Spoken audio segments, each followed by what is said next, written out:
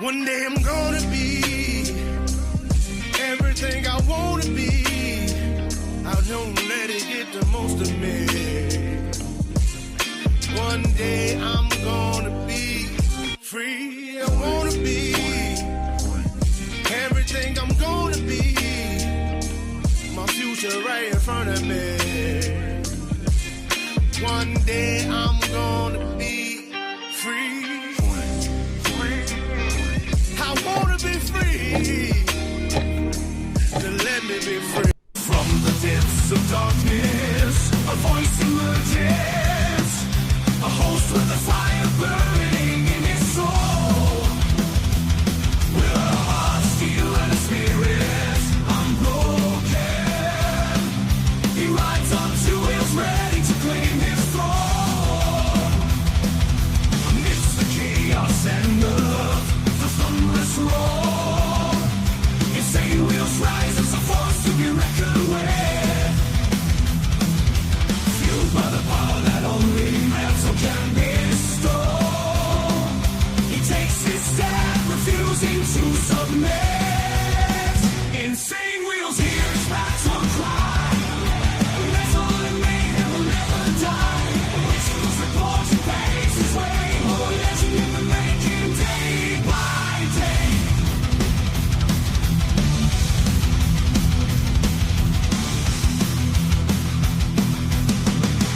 Happy Thirsty Thursday to everyone in the building, man. Shout out and much love, honor, and respect to everybody here, man. Listen, you guys could have been anywhere else in the world, but you guys decided to be right here with me. I'm very much appreciate it. Listen, we've got a lot going on in the media. Actually, I thought it was going to be 10 stories that we're going to do this morning, but actually we just added one right before we started the show. A lot of shit going down in the fucking media, as per usual now. It seems like this has been something that we've been just nonstop on for the last bare minimum 3 weeks, really, but it's been kind of just nonstop. So anyways, this is the title of what we're going to be dealing with today is Senate healthcare and defense votes. That is supposed to be sometime today. I don't know if I'm going to actually be able to cover that because we're only on the air for an hour. We're going to see, as well as US-Venezuela escalations. We do have some updates on that, as well as Mangione hearing and more. Now, of course, I can't fit everything that is actually happening in the title. So this is let me go ahead and break it down, tell you guys what our chronological storyline here is. So yesterday, breaking, oil tanker seized off of Venezuela coast. That was a big deal, and we're going to talk more in depth about that. I'm not going to go ahead and break it down here right now, no point, because we're going to talk about that quite a bit today. Multiple children injured in a car crash in Anaheim, California. Now, that is brutal. I actually lived in Anaheim for about a year. Yeah, that's terrible. I guess there was some sort of, I don't know, it wasn't a bus. It was some sort of, auto accident, though, Anyways, also, another big thing that happened yesterday is the Fed rate was cut. What it means for basically consumers and what is going to happen is we're going to break that down a little bit in this morning's show. And then we're going to go back into the discussions of U.S. seizes oil tanker off of Venezuela. Oil prices are up or rises, especially for Venezuelans. And then another update on the oil tanker seized by U.S. used in, quote, illicit shipping network, FBI says. So now the FBI obviously made a statement on that. We have that. And then Washington flooding, statewide emergency declared. Now, let me go ahead and read this real quick. Heavy rain and strong winds continue to impact Washington state, causing major flooding and road closures. Evacuation notices have been sent out to multiple areas in western Washington. That's fucking brutal. And the video that we see here, that you guys are going to see here in a minute, it's actually pretty damn fucking flooded, dude. And I know what flooding looks like. And then we have Australia begins enforcing social media ban for children, and that means anybody that's 16 16 years of age or younger, basically is going to be a ban for any of those kids to be on any type of social media whatsoever. It's the very first country to actually do this and implement something that is a nationwide ban. Very interesting. So, anyways, ex-Michigan football head coach arrested hours after being fired. Oh shit! Oh shit! Bruh. Former Michigan Wolverines head football coach, now I don't even know who this guy is, but Sharon, is that how you say it? Moore, was recently fired for allegedly having, quote, inappropriate relationship with a staff member. Was booked into a Washington, I don't know what that is, county, it's a certain county, jail on Wednesday night. Police in Pittsburgh Township reported that they responded to a home for an assault investigation and took a suspect into custody in an incident they said was not random. Although Moore is confirmed to be in custody, no formal charges have been filed yet, and the case is currently under review by Washtenaw. That's how you say it. Washtenaw County prosecutor. I just had to sound it out. Okay, and then back, we have just an hour ago an update regarding this whole tanker that was seized by the U.S. Venezuela's Maduro responds, quote, prepared to take teeth. Oh my God! It's going to be some shit going down on this. And then, as of 46 minutes ago, Charlie Kirk assassination to make first in-person court appearance. That's just 46 minutes ago. And then anti-ICE protesters interrupt Noam during, quote, worldwide threats hearing. And I guess this is some big, she's testifying on worldwide threats to the United States. And she gets interrupted by some anti-ICE protesters, as they usually do. That's what they do. They get paid to do that shit anyways. None of that shit. It's political theater, bro. This is what they do. Anyways, listen, real quick, let's go ahead and get into the call to actions real quick, and then we can get right into this shit, because we got a lot to cover here. Make sure you guys hit that like button. It helps out the show immensely, and it's free to do so. If you guys are brand new to the channel, man, hit that subscribe button, because it's also free. But let's go ahead and get the money part over. Please consider becoming a member, starting only at $2.99 a month. Making sure we're not breaking the bank out there with anybody, but check it out. This is what allows us to keep these lights on and be on these airwaves. So I very much appreciate you guys becoming members and staying members. Follow my Instagram right here at BallValveTV, where I post everything behind the scenes of not only my life, but as well as the show, Millennial Food Time, breaking news. Also a great way to get a hold of me one-on-one, and I also post a whole bunch of my political stuff, and I'm on the campaign trail right now, and I post a lot of that shit. So make sure you guys go follow me over there. As well as we have a Discord server for all of you legends. One of the moderators will drop the link for you guys to join up. But if not, go into the link down below. If you guys are watching this on the playback or whatever, go in the video description down below, and that's where we have all the invite links. And last but not least, all super chats, super stickers, gifted memberships, and membership signups are, of course, all going to be presented live and shouted out onto the show. But if you guys would like to skip that YouTube 30% brutal cut that they take from your hard-earned cash, well, then we have these platforms right here, of course, that you guys can donate to, and I get 100% of the proceeds, by the way. And I will read out loud whatever you guys send, just like a super chat. So, anyways, I have my email up. If anything comes our way, I will definitely read it out loud. All right. Good morning, all you legends. I see everyone in here. Thank you all so much for being here. I got to be really, really quick with this. We got Steve Easy, as well as Sick Bastard, Mountain Woman. Thank you guys so much for showing up. We got Rabbit of Chaos, as well as Pablo in the building, and Jimmy Mac. Always appreciate it. We got Terrible Times. Feels ultra good to be a G. And then Seymour, good to see you as well. Always appreciate having you in the chat, man. Let's see who else we got in here. We got Carrie, my man. Good to see you as well. SNS, always appreciate you. And let's see, we got Allegedly as well. Good morning to you guys. I very much appreciate you. All right, and Prez. All right, so let's go and get right into this. We're going to have to hop right into this. We got a lot to discuss. We got 11 stories to get through.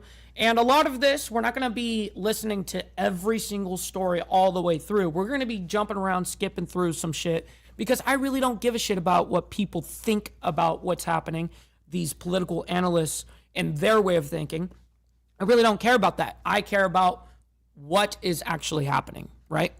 So Oil tanker seized off of Venezuela coast. This is in chronological time. We have like 4 fucking updates on this whole thing. This is 1 of 4, basically. It was breaking news as President Trump announced it. We do know that according to the Associated Press and according to that news conference, President Trump says that the United States has now seized an oil tanker off the coast of Venezuela.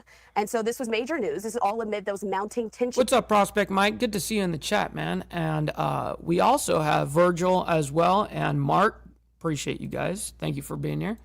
As well with the Maduro government. And so we're going to continue to dive into what we know a little bit more about this. But if you missed that moment during the press conference, I want to play it out for you here on Live Now from Fox. Oh, shit. As you probably know, we've just seized a tanker on the coast of Venezuela, a large tanker. A large fucking... Listen, man, some of these mega fucking,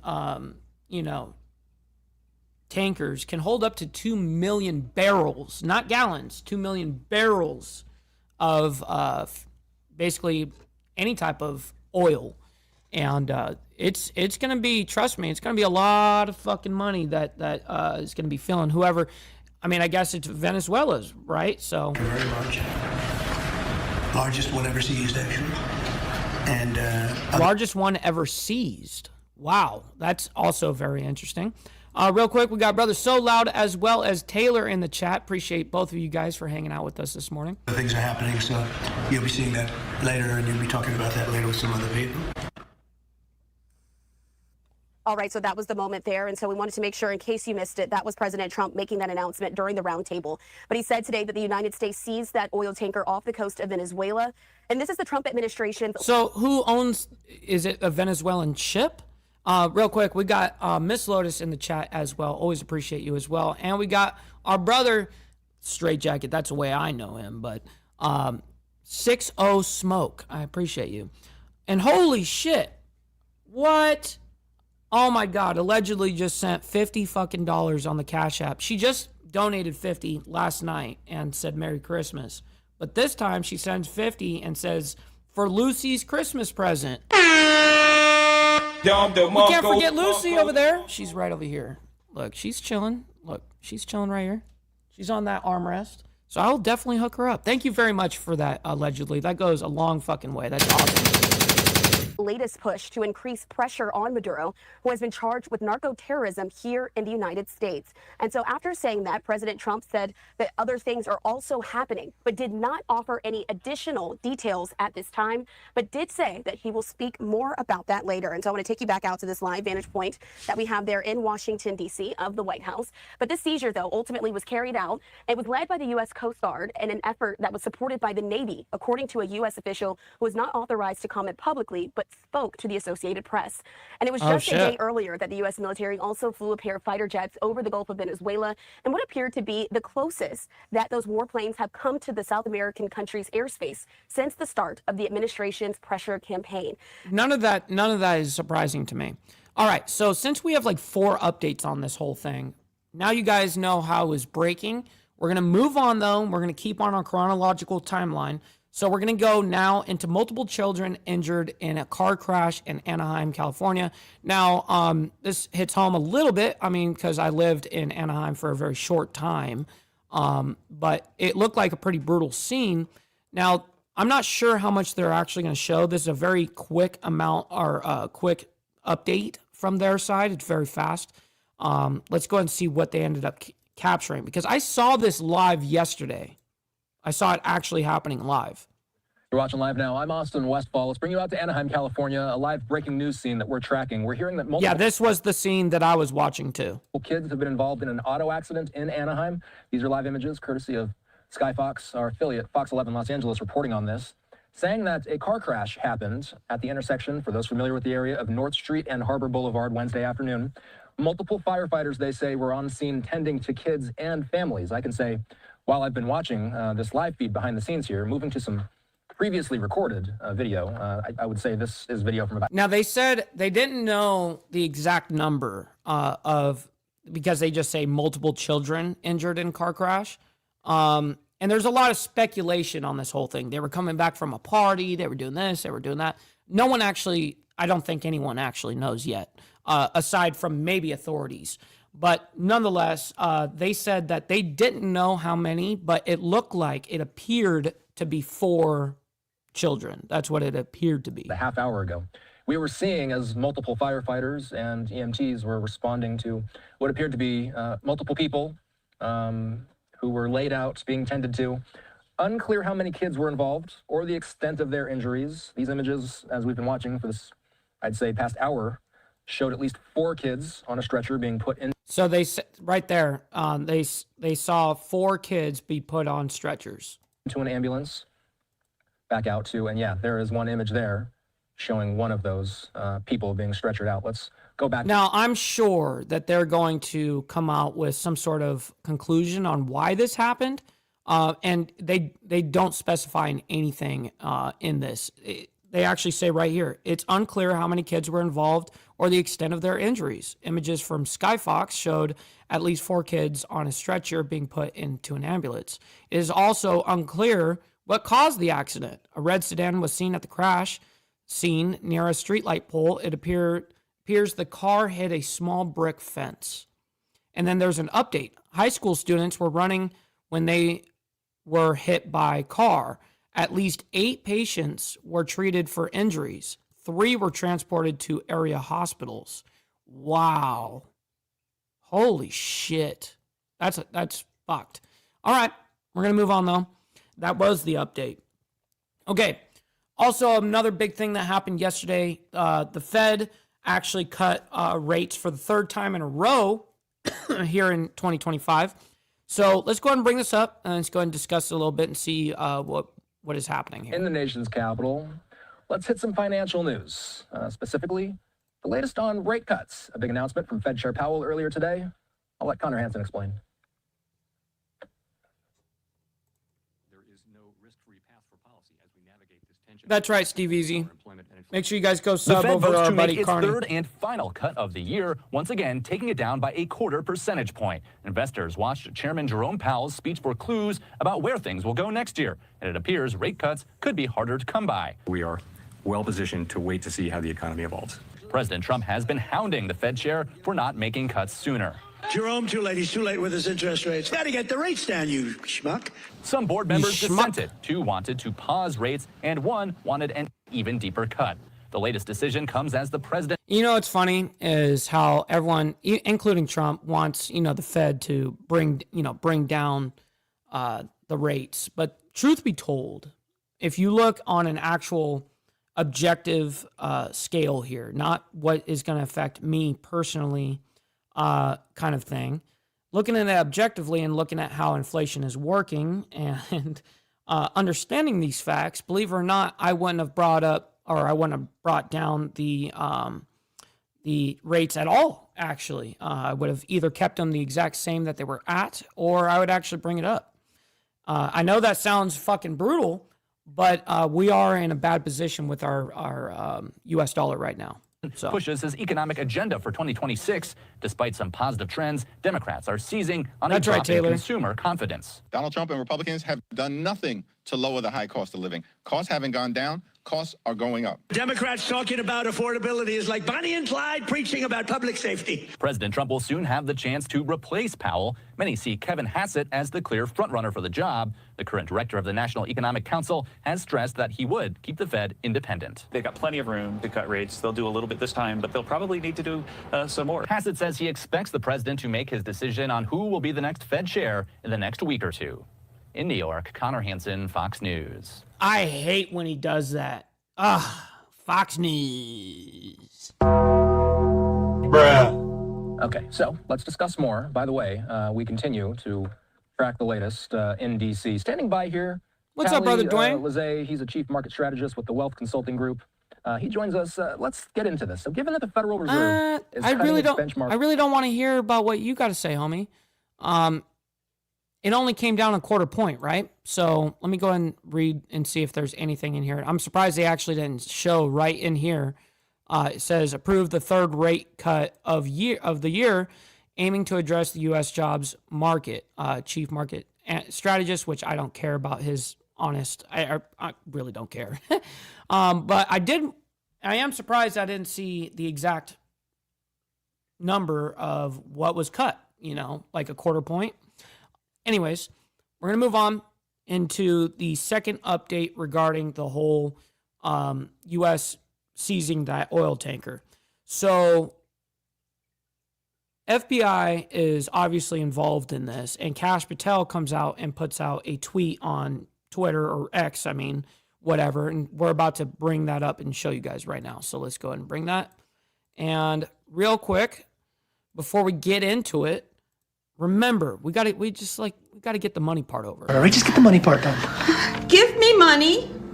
Money me. Money now. Me a money needing a lot now. All right, perfect. Denied. We're good. Let's go into this. We've been telling you all day about President Trump announcing the seizure of an oil tanker off the coast of Venezuela. Tensions continuing to mount with the government of President Nicolas Maduro.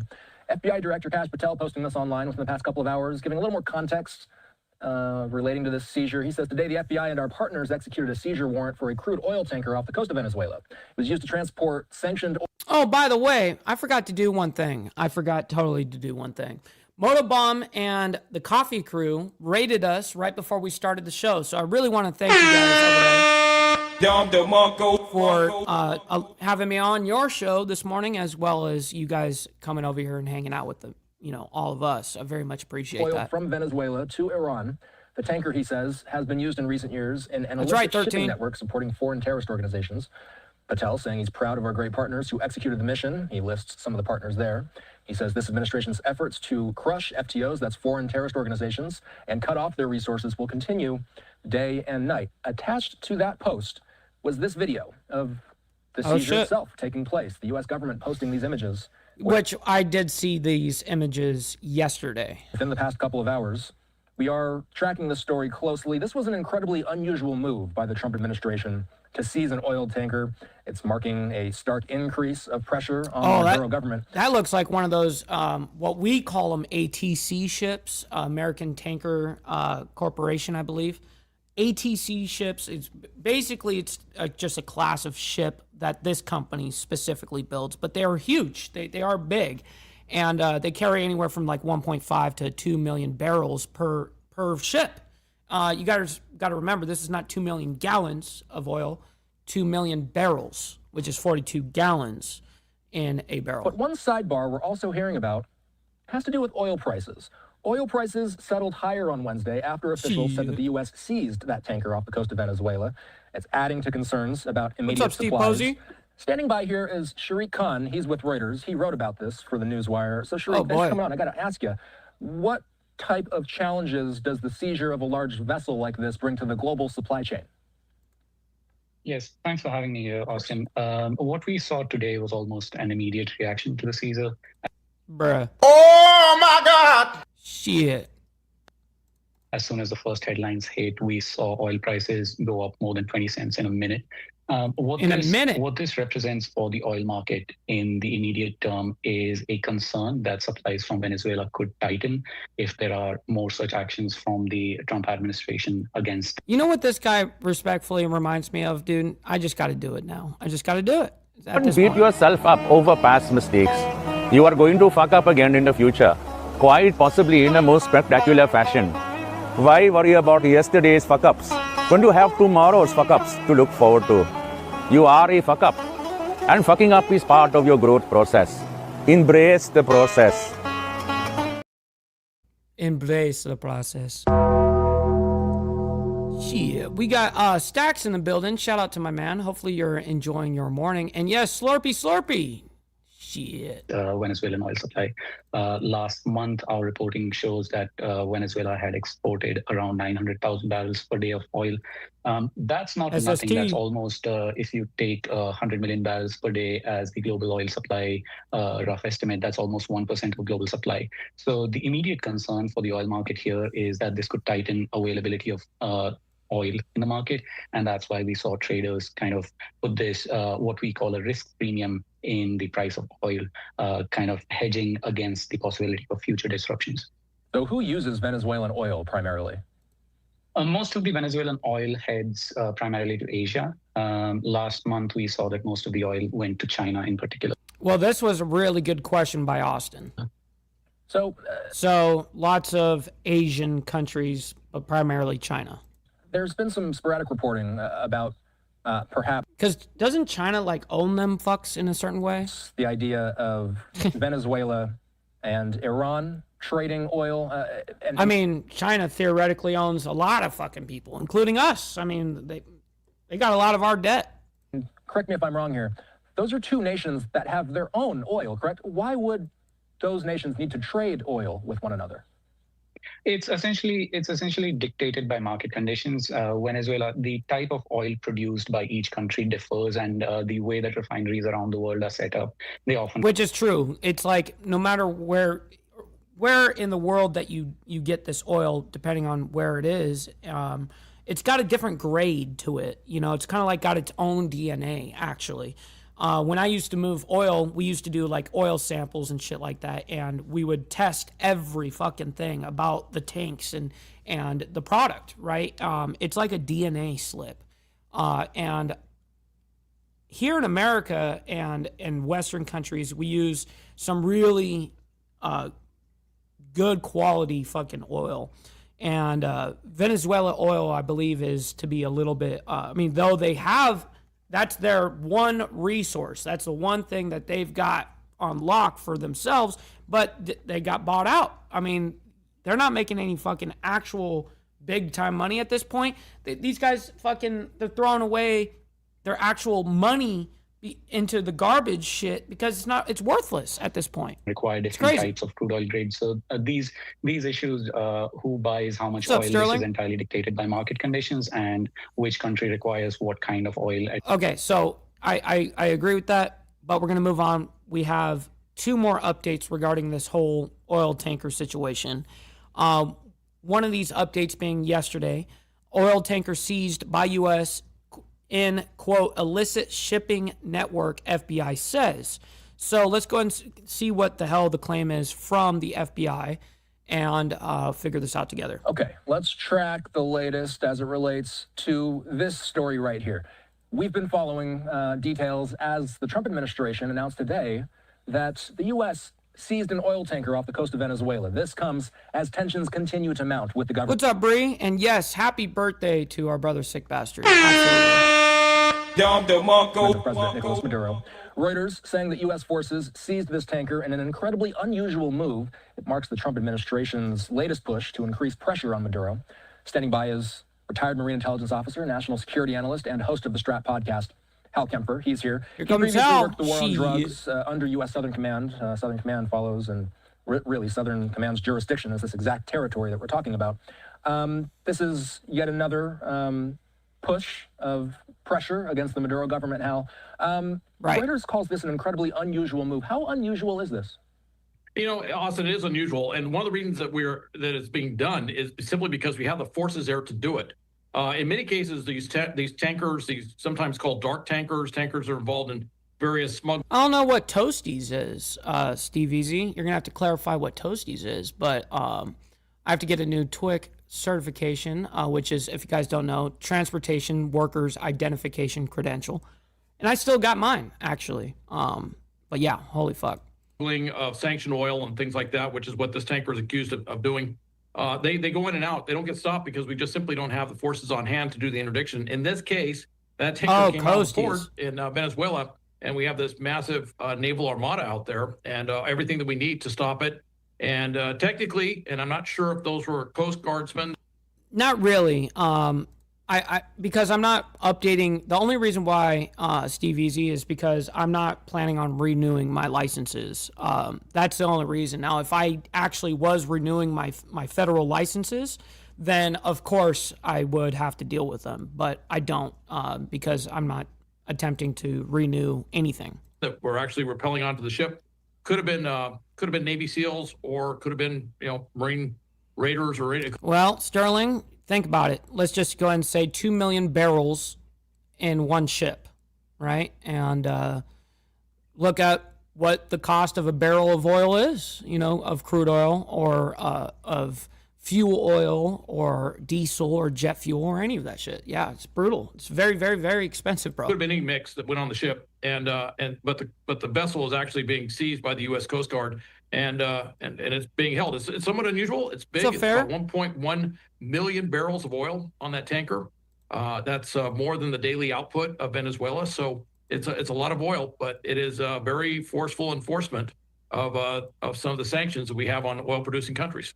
So Trump said today, and I'm reading this, he said, quote, "We've just seized a tanker on the coast of Venezuela. It's a large tanker, very large, largest one we've ever seized, actually." He says it was seized for a very good reason. And we heard that in the very, very beginning, that this is the largest one that we've ever seized, ever. We heard from Kash Patel later on. He posted this on social media saying, Here we go. "The FBI and partners executed a seizure warrant for a crude oil tanker off the coast of Venezuela. They say it was used to transport sanctioned oil from Venezuela to Iran. They say the tanker..." Wow, they're saying it was going to Iran. Interesting. Been used in recent years in an illicit shipping network supporting foreign terrorist organizations. So, Hal, is this the very good reason that President Trump is talking about? Could there be any other reasons? It's not. It's not the only one we've ever seized. It's the largest one we've ever seized. We've definitely seized other ships. Very good reasons. Part of it is it focuses on Iran and Iranian oil and sanctioned Iranian oil, particularly now under the snapback provisions that have kicked back in on Iran. So that's part of it. Part of it is looking at that. And you can bet that we have a lot of ways that this has been identified, not just by the U.S., but by other countries. Steve Easy, let me go ahead and cast my vote. Yeah. Countries involved with illegal shipments of oil from Iran to various different other places. I would not be surprised if we find out that this was involved with ship-to-ship transfers at sea, which are very hazardous, potentially causing significant environmental damage. That could have been some of the stuff done. This particular load, though, was coming out of Venezuela, was supposed to be going up to Cuba, and then was going to get transshipped, from what I can tell, probably over to China. But, you know, it was bringing sanctioned oil out, and the U.S. stopped it, and it had been linked to a number of other illegal maritime activities, and that was probably enough. And there's also a report out that the individual that either owns the ship or owns the cargo, wasn't quite clear to me, is linked to Maduro and other senior Venezuelan officials. He's shown up on a list as someone who's been targeted with sanctions. And of course, you know, Maduro and his senior leadership are tied to Cartel de Solis, which we have declared to be a terrorist organization. Hence, you see the connection to terrorism, not just terrorism coming out of Iran, but terrorism tied to the narco cartels, particularly the drug cartels in Venezuela. You're looking at the same footage I'm looking at right now. What's your reaction to seeing U.S. I definitely agree with that, Billy. Forces going down and seizing this tanker? We're seeing the actual footage, Hal. I mean, it's it's a standard operation. I've done that many times. You know, they're just helicopter comes in, they fast rope down, and they're executing the way the way that they're trained, and they're operationally focused on doing that. We have a number of forces. Here, SST, I got you. A bullshit. A bullshit. A bullshit. A bullshit. Bullshit. All right, we're gonna move on though. All right, our next story here, because we still have an update leading up to this. We still have an update at the very end. Washington flood, statewide emergency declared. Now, this is regarding Washington State, and they're getting hammered right now with the whole flooding situation. Let's bring this up. And it is a fairly long segment, but we're not going to play the whole segment. But we'll skip around and see what's happening here. Live look, really a... And because it's a live look of what we're looking, I'm not going to go ahead and speed it up. Fairly dark look at Washington State. This specific shot you're looking at is... Anytime I show you guys like actual moving things on camera, I try my best to not speed it up at all, because I don't want it to be over exaggerated, you know. Cedar River in Maple Valley, Washington. We're talking about Washington State because the second round of a 1-2 punch continues to batter portions of the state, with heavy rain causing several local rivers to flood. We've also got this live look at EB Island in Washington State as well. We're hearing that this camera has been catching. Now, there's been lots of evacuations. I'm surprised that he really didn't lead off with that, and how many evacuations have been sent out already. People evacuating intermittently. Let's check in with our partners at Fox 13 in Seattle. Standing by, Alejandra Guzman. She is with Casey. And they're calling it historic flooding over there. Pacific Northwest slammed with historic flooding. PPQ in Seattle. What are you feeling out there, and what have you been seeing all day? Yeah, this is brutal, Steve. Good evening, Austin. As you can see, it is only 5:15 here, and it is pitch black. And this is just one of the situations that not only residents but officials say makes what we're dealing here with in Washington that much more dire. We're going to try to show you a little bit of the flowing conditions here. This is the Skagit River up in the northern part of western Washington, and you can see briefly just how quickly it's flowing. We've been out here maybe about an hour, and we can hear just how rapidly not only is the water flowing, conscious, no kidding, but with it flowing so fast at this point, we're hearing there is a bit of trees that are smack in the middle of this river, and they're just snapping off like twigs being carried downstream. Well, that is what happens. Let's go ahead and see if there's any other images here, which it looks like there is. Matt here has actually lived in the area his entire life, and he tells me that he's never seen the river get this high this quick. So we've also know that this Skagit River actually flows further down south. We started our day up in Mount Vernon and speaking to residents there who are also just right up along the same river, Skagit River. Which is brutal. Let's see here. Hearing that the emergency management folks are urging you to be ready to evacuate. Well, we've been through this before. And because we're on a straightaway. I'm sure you have. Let's see if there's any other images here, because we don't need to sit here and get anecdotal experience. I want to see what's happening. The specific shot is in Cedar River. Look at that shit. Look at that shit right there. Man, that is not a good sign. Cedar River in Maple Valley, Washington. I believe we had one other vantage point. It looks like we may have lost that. Anyways, all right, we're moving on, though. We're moving on into Australia now. Australia begins enforcing social media ban for children. That's children under the age of 16, for clarification there. Now, we actually reported on this earlier in the week, and we discussed Australia and their decision on that. I even asked you guys, do you guys believe in that, or do you think it should be up to the parents, kind of thing? Very interesting ideologies there on that question. But nonetheless, Australia begins enforcing social media bans for children. And let's go ahead and bring this up. And it only took them a couple days to go ahead and start doing this and start cracking down. So welcome back to Live Now from Fox. I'm Shauna Kalafi. Australia has officially begun enforcing its ban on social media for kids. This is a post from Reuters on X. Be safe, Miss Lotus. Always appreciate you. Thank you very much for being here. Australia became the first country to ban social media for children younger than 16, blocking platforms including TikTok, YouTube, Instagram, and Facebook. They also said Australia's ban on social media for children younger than 16 is being closely watched by other nations amid concerns about online safety and health. Now, one of those nations that is considering following suit with Australia is what I'm guessing, Pablo, if I had to do some sort of like connect the dots kind of thing, is kind of like one of many things. Let's just go ahead and go with, well, maybe they don't want to use their oil reserve. They want to keep their oil for them and their trade or whatever the case is. Or maybe Iran has some sort of fucked up weird deal, maybe because of China or whatever the case is, that oil is broken off to Iran, and then Iran takes it and then flips it and sells it to Russia. You know what I mean? And then Russia probably sells it to, so I'm sure there's all sorts of weird shit going on.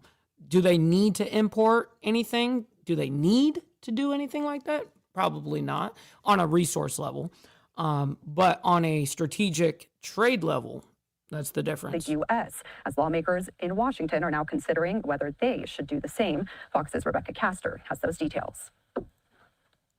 Wednesday, Aussie teens are coming to grips with the fact they can no longer scroll for hours on TikTok or Instagram, with the country's teen social media ban officially in effect. As young Australians, we will be completely silenced and cut off from our country and the rest of the world with this ban. Australia's Prime Minister says the ban's a necessary step to keep kids safe from online bullies and mental health risks. It is about our families taking back control. Technology can have an amazing impact on making our life easier. But it is important as technology develops that humans keep control It's caught the attention of Washington, and former Chicago mayor You're and not White going to House be Chief able of to Staff keep Rahm control. Emanuel wants lawmakers to take action. Look, when it comes to our adolescents, it's either going to be adults or the algorithms. One of them is going to raise the kids. Bills with similar bans haven't gained much momentum in Congress because of concerns they would infringe on free speech. But lawmakers on both sides say it's worth revisiting. You know, there's a lot of equities you'd have to work out around liberties and freedoms. Sadly, the Congress has utterly failed to put Steve Easy, I couldn't explain that shit to you, bro. I really couldn't. in place any regulation that would help protect the harm. So maybe these more aggressive measures make some sense. DC needs to do something. They need to take a step back from the grip that big tech has on them and think about their children and the next generation. Several U.S. states already require parental consent for teens on social media, while Florida's law banning teens under 13 was just approved in federal court last week. In Washington, Rebecca Castor, Fox News. Now, under this new law, 10 of the biggest social media platforms, including TikTok, Instagram, and YouTube, must prohibit underage users under the age of 16, or they could face a fine. Now, let's bring in a local who is actually feeling the effects of this. We have Cam Wilson from Crikey News joining us live in Australia. Crikey News. Yeah, thanks for being here with us. Hi, good to be here. And I know I do look young, but I'm not under 16, so it's not fully affecting me. It's not directly affecting you, but you are seeing what the fallout Shit. Why are you gay? out of this is, right? There's been a big reaction there in Australia. Can you tell us about that?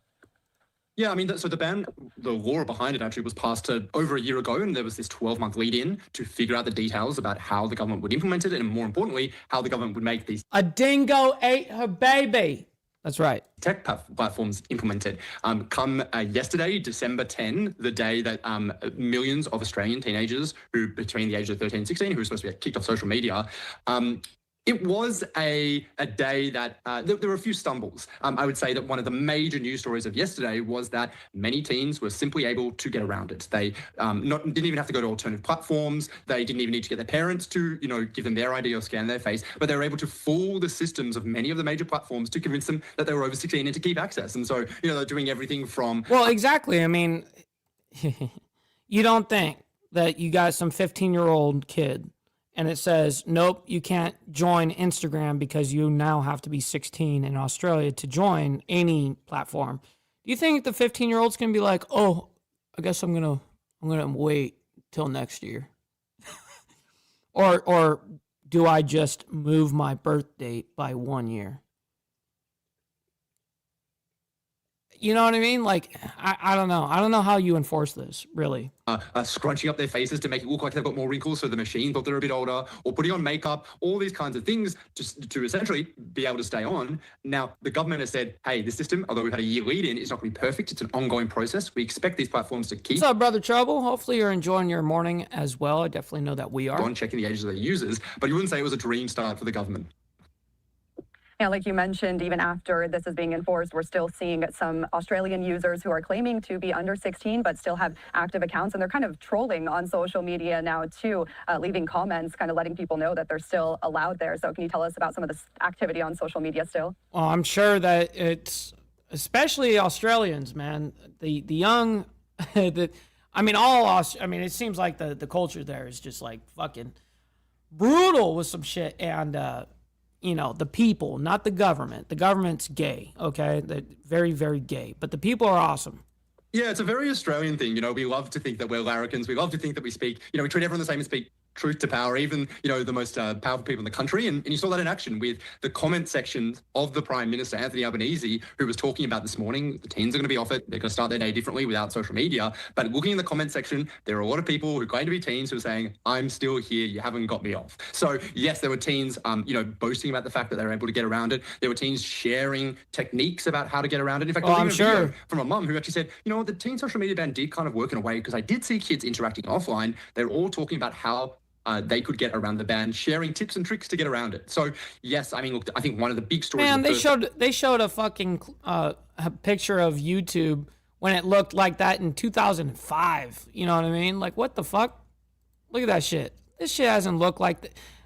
If you still got, and if you use Internet Explorer, dude, just stop.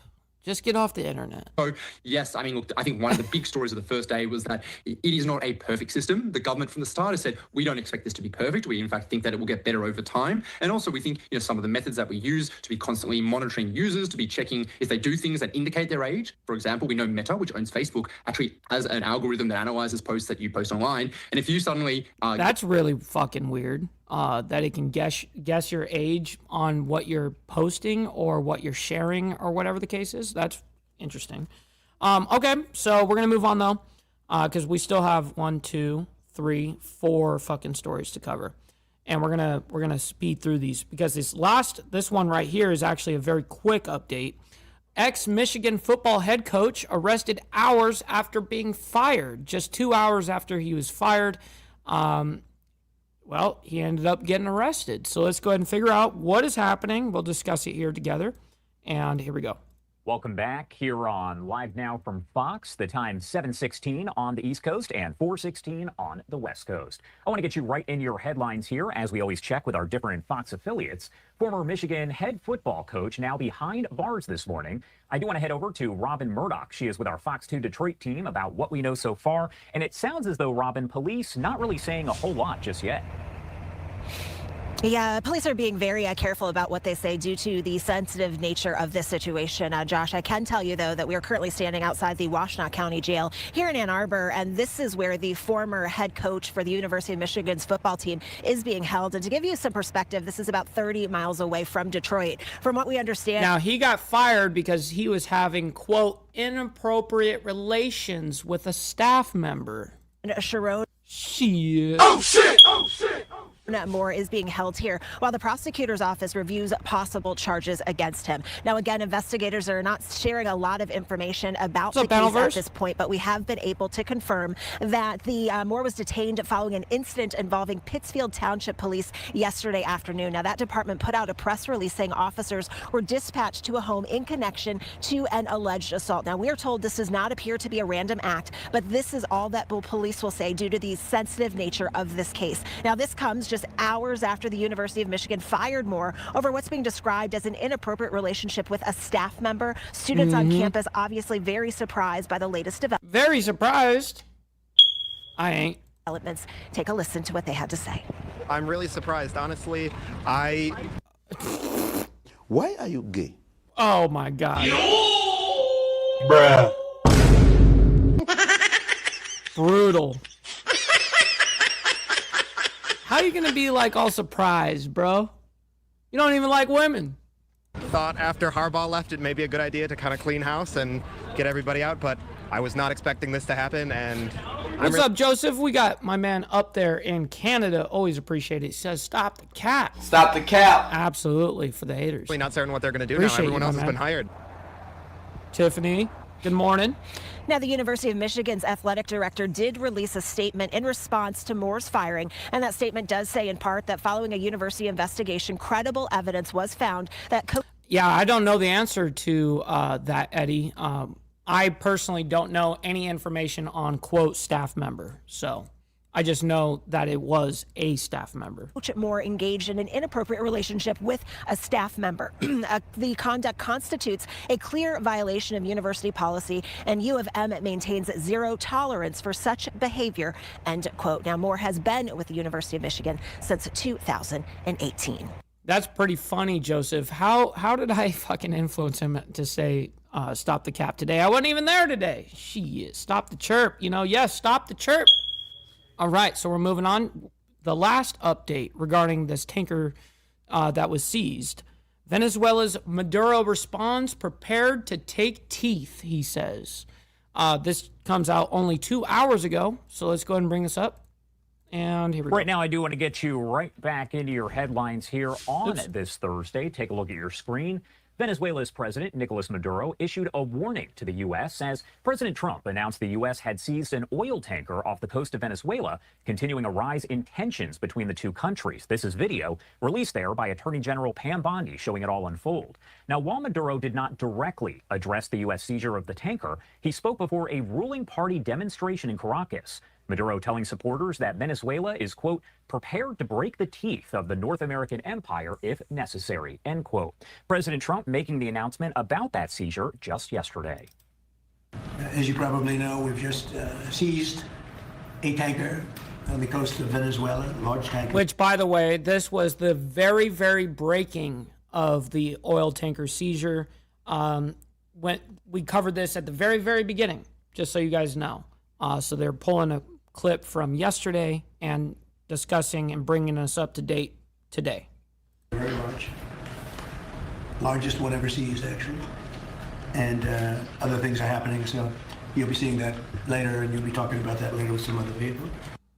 And again, this is that video that was released afterward by Attorney General Pam Bondi. She posted it on her Twitter page. And the U.S. military flying a pair of fighter jets over the Gulf of Venezuela earlier in the week in what appears to be the closest that American warplanes have come to the South American country's airspace since President Trump and his administration began their anti-cartel campaign.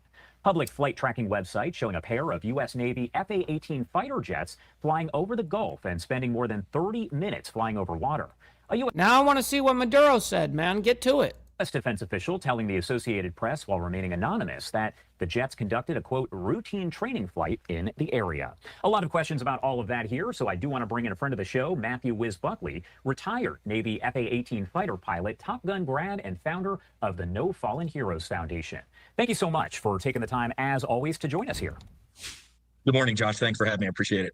All right, so first off, I do want to ask you kind of overall here, as I did mention, you are a retired Navy F-A-18 fighter pilot. These aircraft that we're talking about are F-A-18. So can you start by kind of explaining what that aircraft is and what, Jess? No, I don't need them to do that.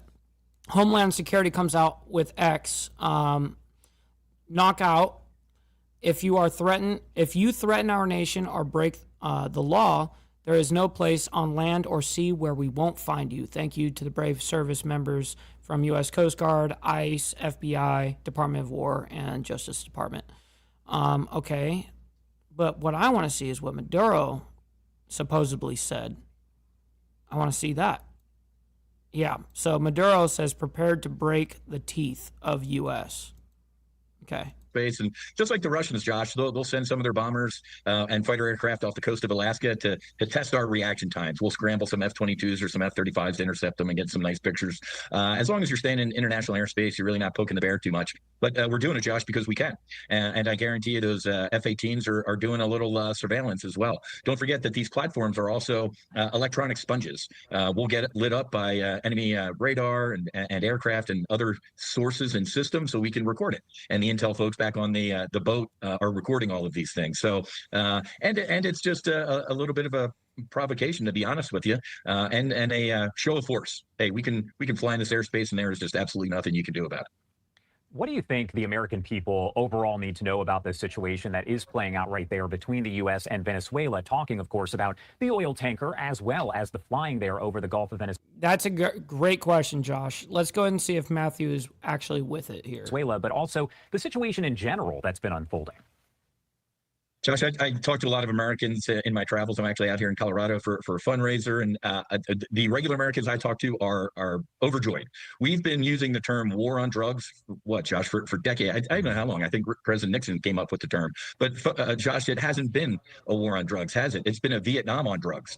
The folks on the front lines have been fighting or not with one or maybe even two hands tied behind their back. So if you're going to use the word war, hey, we're going to have a war on drugs, then mean it. So I'm pretty sure all the average Americans that I'm talking to are saying, hey, finally, we are trying to stop the flow of drugs into this country that are killing Americans. This is bullshit. It has nothing to do with the drugs. It has all to do with regime change. I mean, let's just be fucking real. It's about regime change. That's what the whole thing is about. And we're able to do that right now because they're labeled a terrorist organization, which allows us to do whatever the fuck we want to do to them. That's what it allows us to do. And that's the truth. And I don't care one way or the other if they want to sit here and say, oh, we're doing some righteous shit, stopping the drug flow, blah, blah, blah. Well, then stop it from China. Stop it from Mexico. Stop it from the cartel. What? Anyways, I'm going to move on. We got Charlie Kirk assassination to make first in-person court appearance. This just came out an hour ago. Super interesting development here. Let's go ahead and bring this up, and we will discuss it quickly here. Right now, I do want to get you quick some update. other headlines that we are following here at this hour, and this is going to be a big one. As we know later on today, we expect the Charlie Kirk murder suspect to make his first in-person court appearance.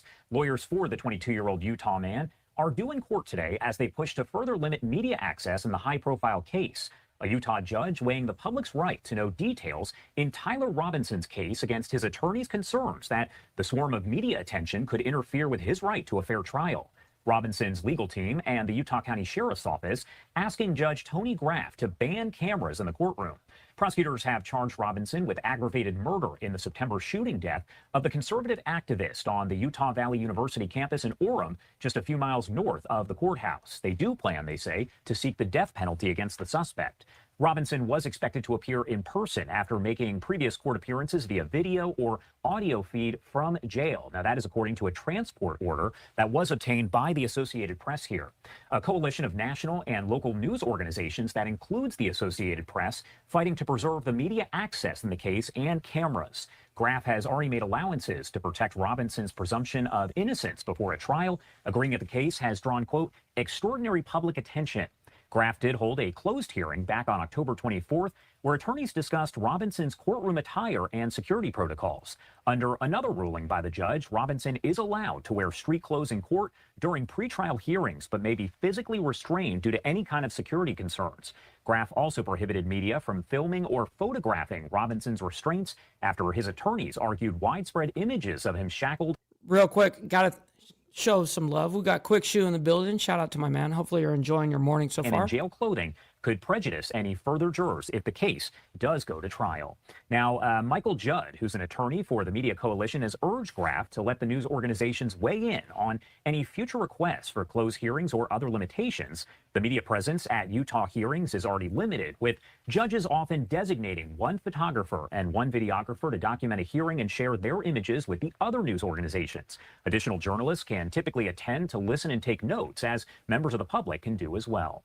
Judd wrote in recent filings that an open court, quote, safeguards the integrity of the fact-finding process while...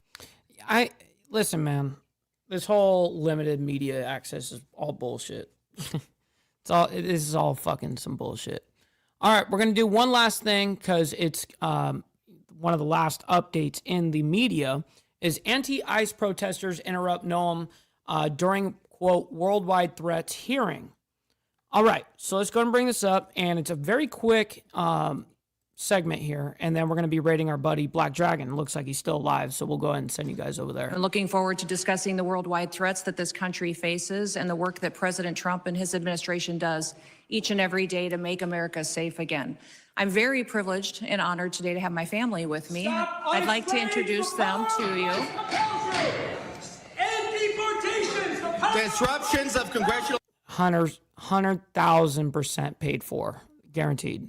Well, this is standard operation. Just so everyone knows, in politics, people are hired all the time, legitimately, to go in there and protest. This has been basically since conception of this country. Business is a violation of law, is a criminal offense under federal law. Audience members are advised to take their seats and maintain order. The chairman may now ask Capitol Police to remove and arrest the persons creating the disturbance.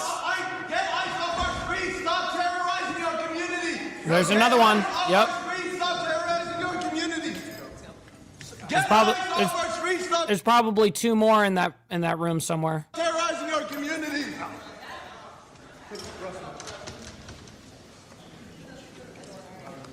Secretary may continue. Chairman, I'll continue. Today with me, I have my husband, Brian, who's with me, and also two of my children. My oldest daughter, Cassidy, and her husband, Kyle, are sitting here in the front row. And then my middle child, Kennedy, and her husband, Tanner, and that was my grandbaby, Noah, that was crying a little bit during the ranking member's comments. I don't think she agreed with him. I don't have my son with me. Oh, there's another one right there. There are three of my... Why is she just walking out willingly? That's probably, she's like, yeah, I'm not going to sit here and scream. Oh, they're looking and laughing because she's walking out peacefully.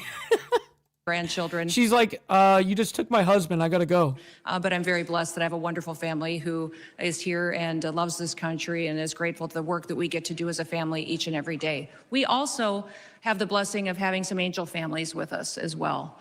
They are here in the audience, and I'm so grateful for them for being willing to come here and be strong.